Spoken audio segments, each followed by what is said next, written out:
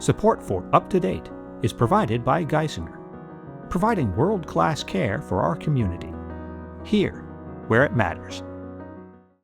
Hello and welcome to Up to Date from WVIA News.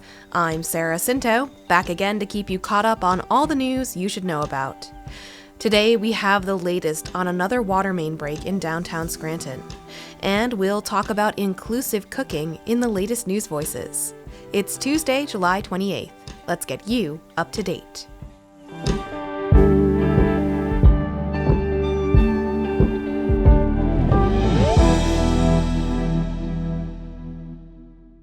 We'll start in Scranton. Downtown Scranton was hit with a significant water main break on Monday, its second in less than 2 weeks. WVIA's Roger Dupuis has more from the scene. Pennsylvania American Water officials say the 24-inch line that broke under North Washington Avenue dates to 1885. The rupture affected 770 customers, forcing the closure of government buildings and businesses. Rose Barkley was one of the people feeling those effects Monday evening. It was still 85 degrees out as she visited a water tanker set up for residents at Linden Street and North Washington Avenue. Yes, my kid is on the autism spectrum, and one of his sensory issues is constantly washing his hands. So I need to have water so that he can do so he doesn't get overwhelmed. So I'm a mom, I'll go collect water. An earlier water main break led to service interruptions and a boil water advisory beginning on July 17th. For business owner and landlord Tom Borthwick, the second break only compounded the impact of the first. I'll start with my tenants. For my tenants, the last incident, not having water for that long period of time, I mean, people need to take showers. There needs to be water in the tank in a toilet. There needs to be water to cook, to drink. It really is a massive disruption. Borthwick co-owns Da Vinci Pizza on the Square, the Cidery on Linden Street, as well as 3 Linden Street buildings with apartments on upper floors. This kind of thing happening grinds business to a halt. The company's most recent update on Monday night indicated they expected repairs could be finished as early as this morning. A boil water advisory for customers in the downtown area could remain in place longer. Roger Dupuis, WVIA News.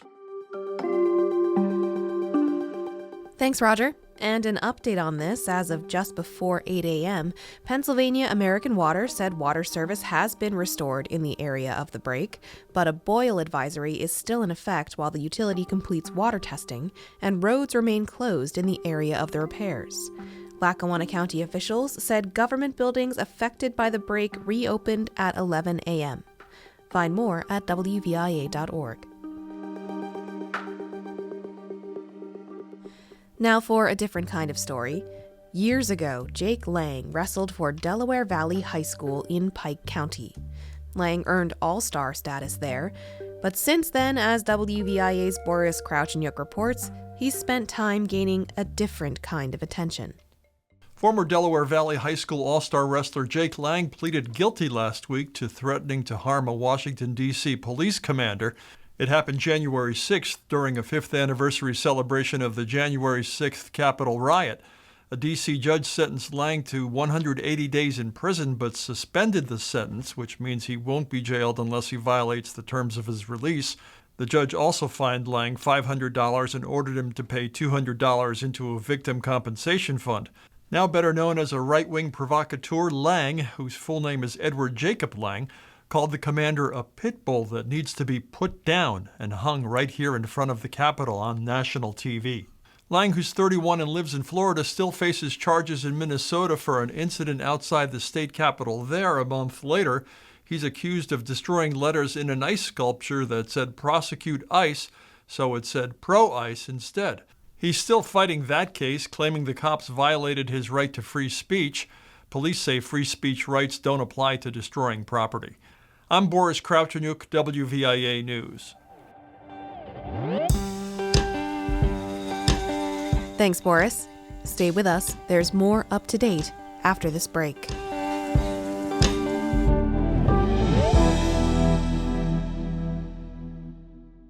The work we do is only possible thanks to your support. I'm Lydia McFarland, healthcare reporter for WVIA News. We're proud to bring you the best news and information out there. Go to wvia.org/news to see for yourself.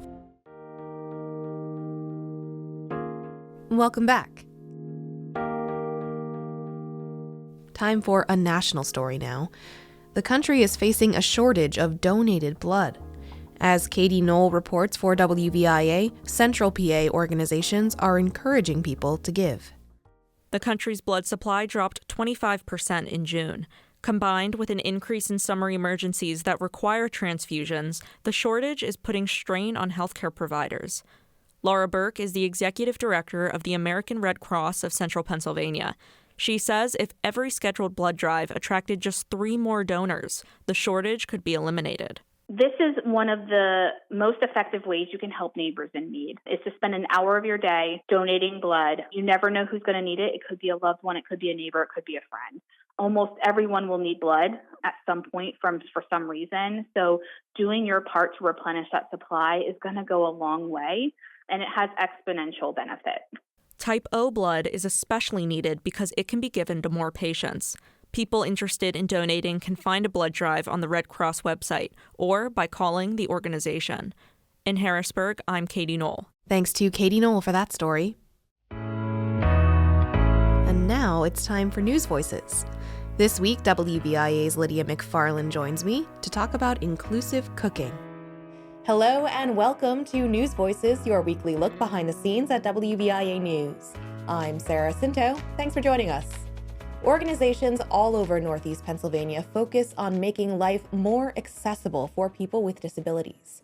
WVIA's Lydia McFarland recently spent some time in the kitchen with one of those organizations, and she's here to tell us all about it. Hi, Lydia. Hey, Sarah. Thanks for having me. Of course. Thank you for being here. So you recently went to an inclusive cooking class. Can you tell us a bit about what that is?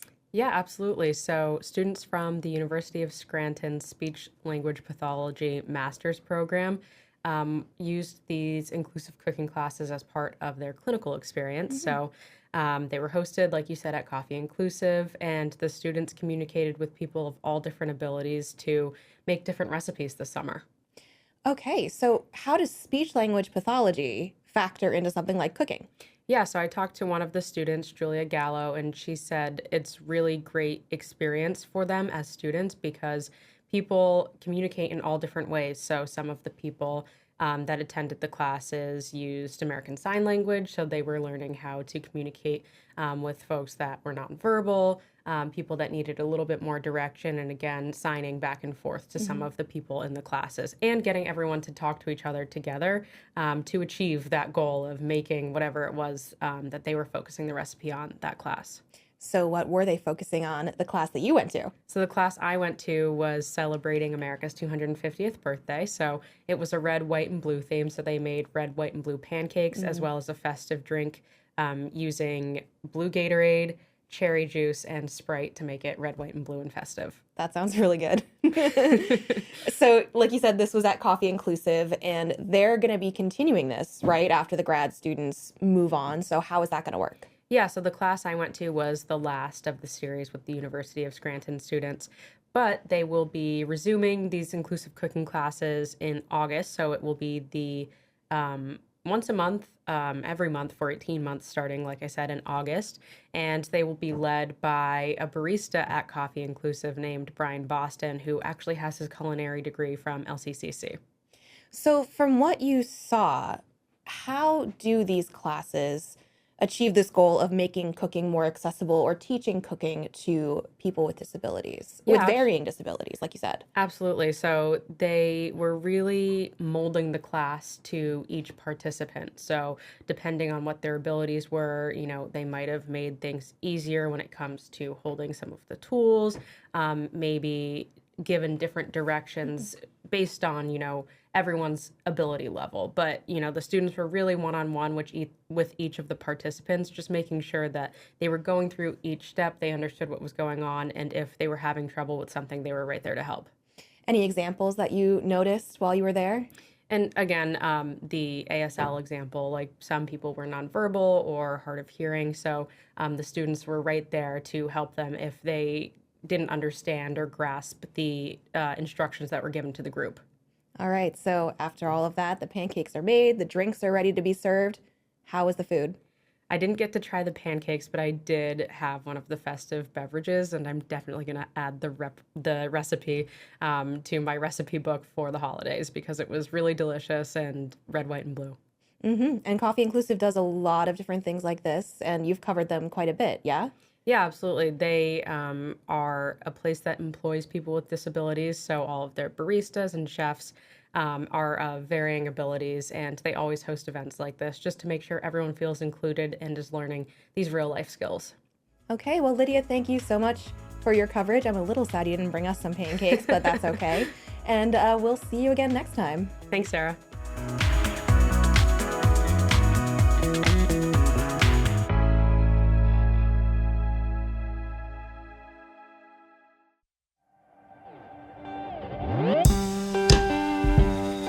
All right, I hope you're feeling up to date. Find more stories, as always, at WVIA.org. I'm Sarah Scinto. Thanks for joining me today, and another thank you to Lydia and Kat Bolas for filling in last week. Remember, if you want to stay in the know, subscribe and listen every weekday wherever you get your podcasts. Have a great day, everyone. I'll catch you tomorrow, right here on Up to Date.